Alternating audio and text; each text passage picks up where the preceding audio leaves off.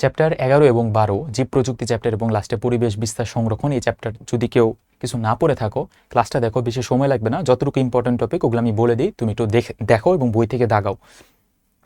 লাস্টের কেউ যদি একদম চাও যে কোনো রকম করে বাঁচি আগে, কোনো রকম করে আমি A+ বাদ দিই, কোনো রকম করে পাস করি, সেই বান্দা দয়া করে যা বলতেছে একটু ফলো করো। প্রথমে আমাদের টিস্যু কালচারের ছবি আসবে। তো ছবির মধ্যে আমাদের হিসাবটা কেমন, প্রথমে আমার একটা গাছ আছে, এই গাছ থেকে আমি একটা পাতা থেকে, যতটা ইজিভাবে বোঝানো যায়, পাতা থেকে এক্সপ্লান্ট নির্বাচন করব। এক্সপ্লান্ট মানে হচ্ছে একটা নির্জীব জিনিস, যেটা মানে একটা ভালো জিনিস, যেটা আমি পাতা থেকে নির্বাচন করব, মানে যেটাকে আমি টিস্যু কালচার করতে যাচ্ছি। টিস্যু কালচার ব্যাপারটা এমন যে একটা ছোট জিনিস থেকে আমি একটা বড় উদ্ভিদ বানাবো, অনেকগুলো উদ্ভিদ বানাবো, ঋতুভিত্তিক নির্ভরতা থেকে আমি রক্ষা পাবো। মানে আমার যেন টমেটো শীতকালে না খাওয়া লাগে, সারা বছরই যেন খাইতে পারি এরকম। আর খুবই অল্প জিনিস দিয়ে অনেকগুলো চারা বানানো যাবে। তো আমি একটা এক্সপ্লান্ট নির্বাচন করলাম। তো এক্সপ্লান্ট থেকে আমি তারপরে একটা মিডিয়ামে স্থানান্তর করব। মিডিয়াম হচ্ছে এমন একটা জায়গা যে জায়গাতে ওই টিস্যুটা বড় হবে, মানে এই ছোট জিনিসটা বড় হবে।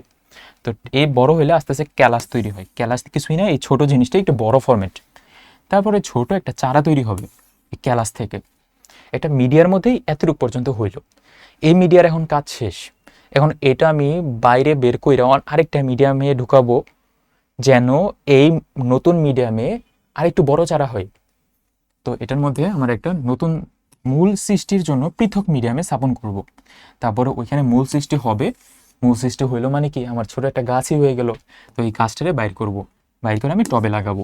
যে কয়টা কথা বললাম এই কয়টা ছবি আঁকবো আর লিখে ফেলবা, শেষ। তারপরে আসি, তারপর আমাদের আসবে প্লাজমিড। প্লাজমিডের বৈশিষ্ট্য, প্লাজমিডের গঠন। প্লাজমিডের ছবিটা একটু দেখো, মূল ক্রোমোজোমের বাইরে বৃত্তাকার ডিএনএ প্লাজমিড। প্লাজমিডের ডেফিনেশনটা আগে পড়বো, কারণ কালকে ক নাম্বারে দিতে পারে প্লাজমিড কাকে বলে। তুমি বলবা যে সাইটোপ্লাজমে মূল ক্রোমোজোম ছাড়াও যে বৃত্তাকার দ্বিসূত্র ডিএনএ থাকে সেটা হচ্ছে প্লাজমিড। প্লাজমিডের বৈশিষ্ট্যগুলো একবার একটু দেখে ফেলতে পারো, না দেখতে পারলেও সমস্যা নেই। প্লাজমিড 3 রকমের হয়, এফ প্রাইম প্লাজমিড, আর প্লাজমিড, কোল প্লাজমিড। এফ প্রাইম প্লাজমিডের কাজ হচ্ছে অ্যান্টিবায়োটিক ক্ষমতা অ্যান্টিবায়োটিক না, পিলি তৈরি করা, কোথায় যেন আসছিল, পিলি তৈরি করা। তারপর আর প্লাজমিড, এটা অ্যান্টিবায়োটিক ক্ষমতা সম্পন্ন জিন থাকে, এটাই। আরেকটা আছে কোল প্লাজমিড, ওটা লাগবে না। তারপর যদি তোমার টিস্যু কালচার না আসবে জেনেটিক ইঞ্জিনিয়ারিং কিভাবে হয়, কিভাবে করবা তুমি, ওইটা আমি একটু বলে দিই। প্রথমে তোমার একটা কি বলে ইকোলাই ব্যাকটেরিয়া, যে প্লাজমিডটা বাইরে নিয়ে আসবো। প্লাজমিডটা বাইরে নিয়ে এসে এখানে কাটবো। আর আমার যে কাঙ্ক্ষিত জিন, ধরো আমি একটা মিষ্টি আম থেকে আমি একটা টক, তোমার বন্ধুর মিষ্টি আম আছে, তোমার টক আম আছে, তো তুমি তোমার গাছের মধ্যে মিষ্টি আম লাগাবা। তো মিষ্টি আমের কাঙ্ক্ষিত জিনটা বের করব। এটা বের করার জন্য যে কাটতে হবে, এখানেও কাটতে হবে। কাটার জন্য তোমার দরকার হচ্ছে রেস্ট্রিকশন এনজাইম। তো রেস্ট্রিকশন এনজাইম দিয়ে আমি কাটলাম।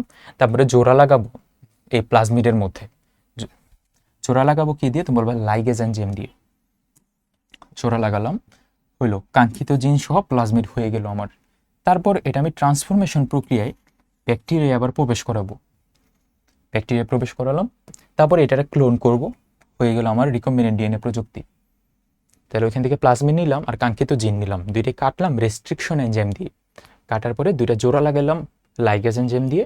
তারপরে ব্যাকটেরিয়ার মধ্যে প্রবেশ করে ব্যাকটেরিয়ার গ্রো করাইলাম বা ক্লোনিং করাইলাম।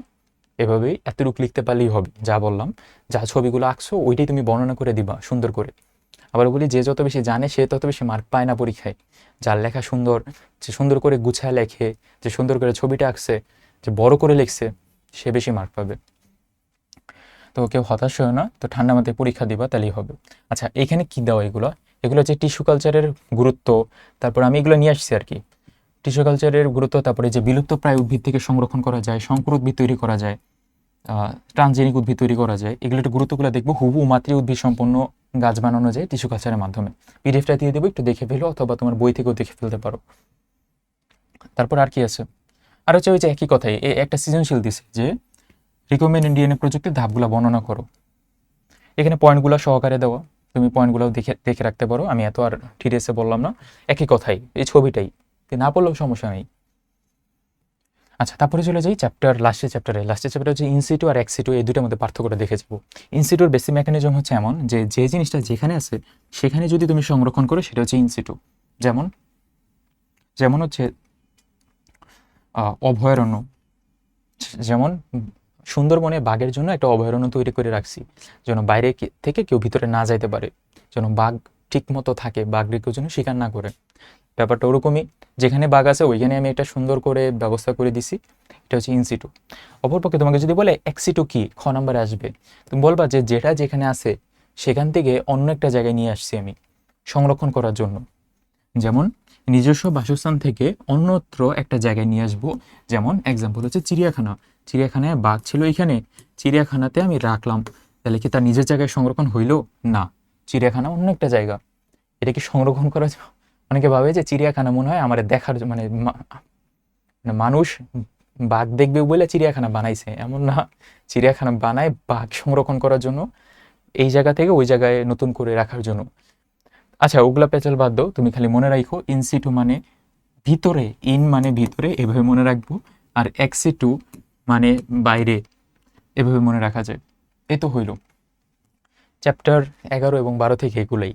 যে কটা কথা বললাম সময় নষ্ট না করে প্র্যাকটিস করতে থাকো, ভালো একটা প্রিপারেশন হবে। তো ধন্যবাদ সবাইকে।